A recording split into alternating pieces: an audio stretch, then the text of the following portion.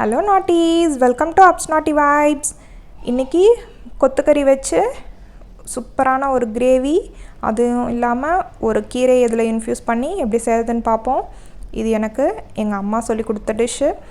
இது எப்படி செய்கிறதுன்னு பார்ப்போம் வாங்க. நான் 2 வெங்காயம் இதில் கட் பண்ணி வச்சுருக்கேன், 2 தக்காளி கட் பண்ணி வச்சுருக்கேன், ஒரு கட்டு வெந்தயக்கீரை, இதில் மட்டன் 2 போனும் 250 கிராம் கொத்துக்கறியும் நல்லா அலசி 3 to 4 டைம்ஸ் அலசி எடுத்து வச்சுருக்கேன். இதை எப்படி செய்கிறதுன்னு பார்ப்போம் வாங்க.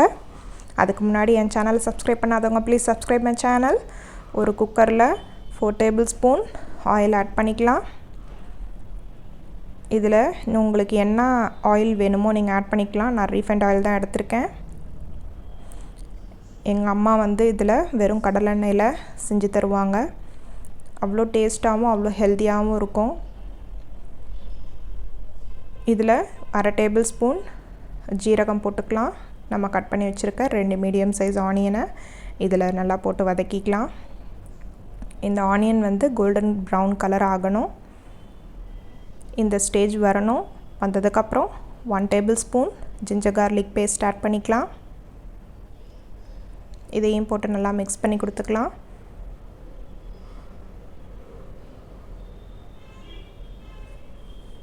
இதை நல்லா மிக்ஸ் பண்ணி கொடுத்துட்டு இதில் 1 டீஸ்பூன் சில்லி பவுடர், இதில் நீங்கள் குறைச்சிக்கலாம் கூட்டிக்கலாம், அது உங்களோட ஆப்ஷன்.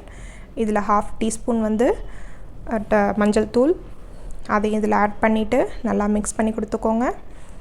நான் இந்த மசாலாஸ் கரிஞ்சிடக்கூடாதுன்னு கொஞ்சமாக வாட்டர் ஆட் பண்ணுறேன். இதில் 2 மீடியம் சைஸ் தக்காளியை கட் பண்ணி வச்சுருக்கேன்ல, அதை இதில் ஆட் பண்ணிக்கலாம். இதில் உப்பு கொஞ்சமாக நம்ம ஆட் பண்ணிக்குவோம். இந்த மசாலாஸ்க்கு மட்டும் இப்போதைக்கு ஆட் பண்ணிக்கலாம். இது டொமேட்டோ, இந்த ஆனியன் எல்லாமே நல்லா மேஷ் ஆகி ஆயில் செப்பரேட் ஆகணும். அந்த லெவல் வந்தோடனே 2 மட்டன் போன் எடுத்து வச்சுருக்கேன். இதில் ஏன் மட்டன் போன்னு நீங்கள் கேட்கலாம்.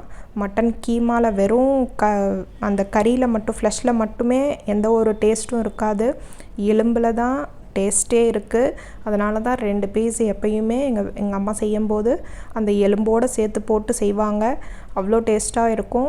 அந்த வெறும் சக்கை மாதிரி இருக்கும். அந்த வெறும் ஃப்ளஷ் மட்டும் சாப்பிட்டோம்னா அந்த சக்கை மாதிரி மட்டும்தான் இருக்கும். அந்த எலும்போட பீஸ் சாப்பிடும்போது தான் அவ்வளோ டேஸ்ட்டாக இருக்கும். அதுக்காக தான் இது போடுறது.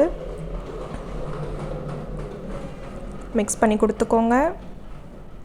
இதில் 7 டீஸ்பூன் தயிர் ஆட் பண்ணிக்கிறேன். இதில் மட்டன் சாப்பிடாத குழந்தைங்களையும் இதில் கொத்துக்கறியை சாப்பிட வச்சிடலாம். அண்டு கீரை சாப்பிடாதவங்களையும் இந்த கீரையும் சேர்த்து இதை சாப்பிட வச்சுக்கலாம். இந்த வெந்தயக்கீரையில் அவ்வளோ பெனிஃபிட்ஸ் இருக்குது, அவ்வளோ நல்லது இருக்குது. இதில் கொரியாண்டர் பவுடர் 1 டேபிள் ஸ்பூன் நம்ம ஆட் பண்ணிக்குவோம்.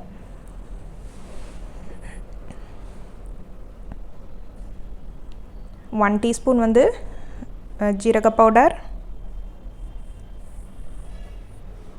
இதை நல்லா மிக்ஸ் பண்ணி கொடுத்துக்கலாம்.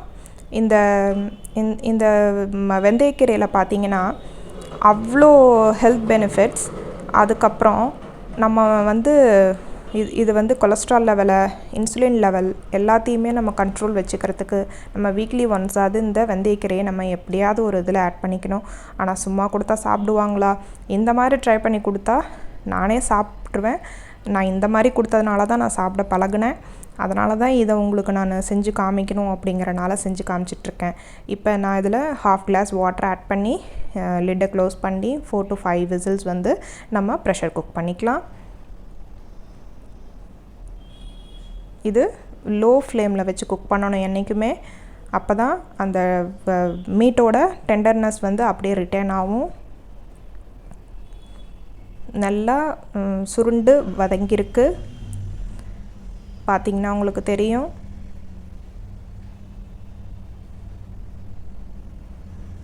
இந்த மட்டன் போன் பீசஸும் நல்லா வெந்திருக்கு. இந்த கொத்துக்கறி தான் சீக்கிரமாக குயிக்காக வெந்துடும். இருந்தாலும் இந்த கடிப்படும் போது தெரியக்கூடாது. அதுக்காக நான் 4 விசில்ஸ் இது விட்டது. இதில் 1/2 டீஸ்பூன் கரம் மசாலா பவுடர். இதில் மெயினான வெந்தயக்கீரை ஒரு கட்டு தான் எடுத்திருக்கேன். இது எவ்வளோ போட்டாலும் சுருங்கிடும். அந்த அந்த வெந்தயக்கீரை தான் சாப்பிட்றோம் அப்படிங்கிற ஒரு ஃபீலே உங்களுக்கு கொண்டுட்டு வராது. இதை மஸ்ட் இது ஒரு தடவை ட்ரை பண்ணி பார்த்துட்டு எப்படி இருக்குன்னு எனக்கு ஃபீட்பேக் சொல்லுங்கள். இது அப்படியே விட்டிங்கன்னா நல்லா செட்டில் டவுன் ஆகும். பார்த்திங்கன்னா பாருங்கள், நல்லா செட்டில் டவுன் ஆகிடுச்சு. நல்லா ஒரு மிக்ஸ் கொடுத்துட்டு இதையே நல்லா மிக்ஸ் பண்ணி நம்ம சப்பாத்திக்கு நம்ம தொட்டுக்கிறதா தொட்டுக்கலாம், இல்லை சாப்பாடு சைட் டிஷ்ஷாக வச்சு நம்ம சாப்பிட்டுக்கலாம். இதை மெயின் கோர்ஸாக சாப்பிடும்போது நான் இன்னும் கொஞ்சம் வாட்டர் ஆட் பண்ணிக்கிறேன். ஏன்னா வெறும் மசாலாஸ் வெறும் அந்த ஃப்ளஷ் மட்டும் இருக்கிற மாதிரி ஒரு ஃபீல் இருக்குது எனக்கு. அதனால் நான் வாட்டர் ஆட் பண்ணிக்கிறேன். உங்களுக்கு இந்த லெவலே போதும் அப்படின்னா இதுலேயே நீங்கள் நல்லா கொஞ்சம் வதக்கிட்டு பெப்பர் பவுடர் நீங்கள் தூவிட்டு உப்பு செக் பண்ணிவிட்டு நீங்கள் சர்வ் பண்ணலாம். நான் தேவையான அளவு வாட்டர் ஆட் பண்ணிவிட்டு இது பார்த்திங்கன்னா நல்லா சுருண்டு வந்துருச்சு. கீரையும் நல்லா வெந்திருக்கும். இதை ரைஸோடு சாப்பிட்லாம். இது பெப்பர் பவுட்ரு ஆட் பண்ணிக்கிறேன், பிளாக் பெப்பர் பவுடர். இது அவ்வளோ டேஸ்டியாக அவ்வளோ ஹெல்த்தியானது. இந்த வெந்தயக்கீரை அவ்வளோ அந்த ஹார்ட் டிசீஸ் எல்லாம் கண்ட்ரோல் பண்ணுறதுக்கு அவ்வளோ நல்லது. வெறும் வெந்தயக்கீரைன்ட்டு சொல்லி கொடுத்தா நம்ம சாப்பிடுவாங்களான்னா சாப்பிட மாட்டாங்க. ஏன்னா கசப்பு அதில் இருக்கும். இந்த மட்டனோடு சேர்த்து இந்த மசாலாஸோடு சேர்த்து சாப்பிடும்போது அவ்வளோ டேஸ்டியாகவும் எம்மியாகவும் இருக்கும். இதை ஒரு தடவை ட்ரை பண்ணி பார்த்துட்டு எப்படி இருக்குன்னு ஃபீட்பேக் சொல்லுங்கள். தேங்க்ஸ் ஃபார் வாட்சிங் and subscribe my channel. Thank you.